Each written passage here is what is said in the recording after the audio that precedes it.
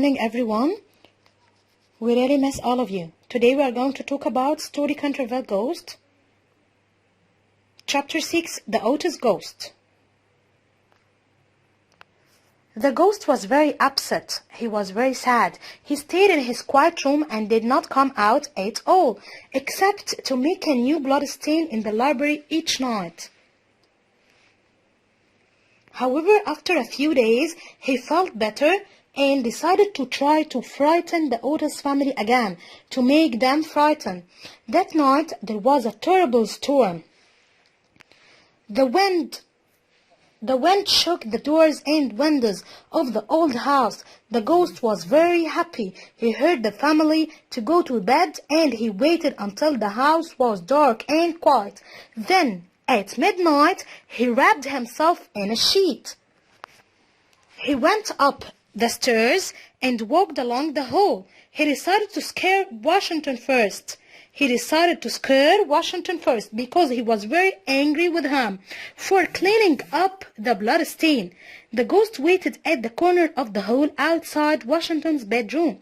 When he heard the clock strike midnight, he smiled and turned the corner. Suddenly, he screamed and covered his face with his hands. What did he see? There was another ghost in the hall. Its head was bald and its face was round, fat and white.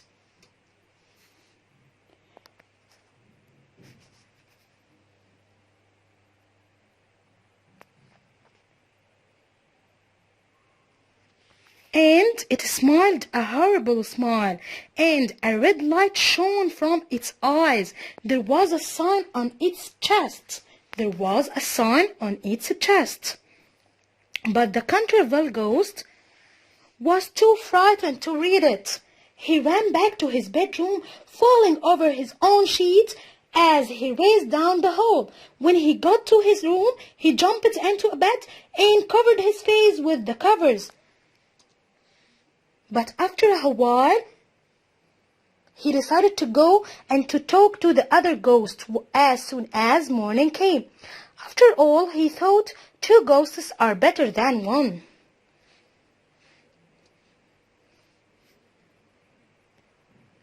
We can frighten the family together, and he said that to himself. We can frighten the family together.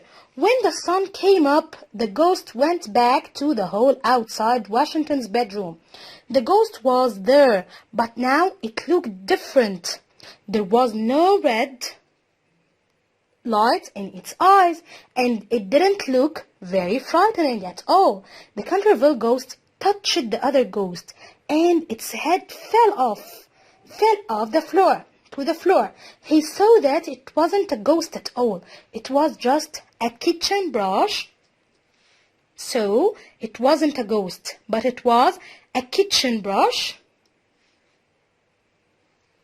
and a sheet and a large turnip with a candle. And there was a sign on its chest. He picked up the sign and read it. The sign said, "The Otis ghost, the only true ghost." So, the Canterville ghost, was very angry. And he said, "Those foolish Americans tracked me. How can I make them sorry for this?" We are going to know next chapter.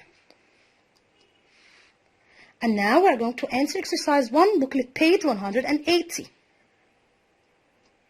Number 1. Why did the ghost come out of his quiet room? The answer is to make a new blood stain in the library each night.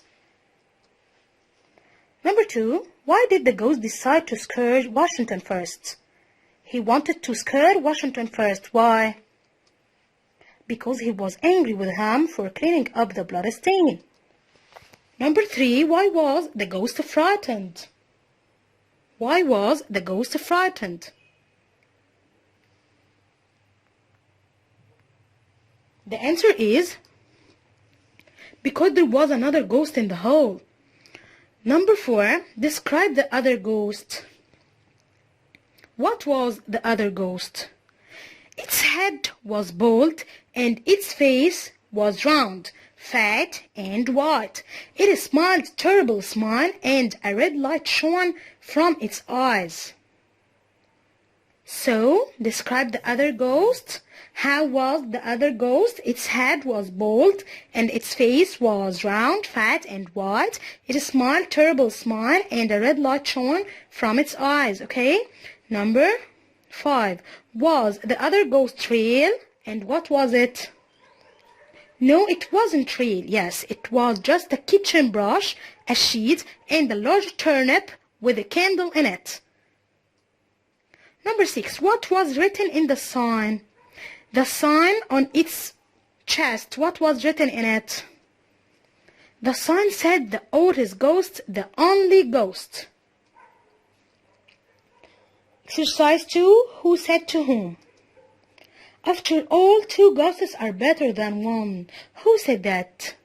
2 ghosts are better than 1. The Canterville ghost said to himself in his room when he felt brave and decided to talk to the other ghosts to frighten the family together. So you have to say who said to whom and when and where. Okay, and that's for today. Thank you. See you next time. Goodbye.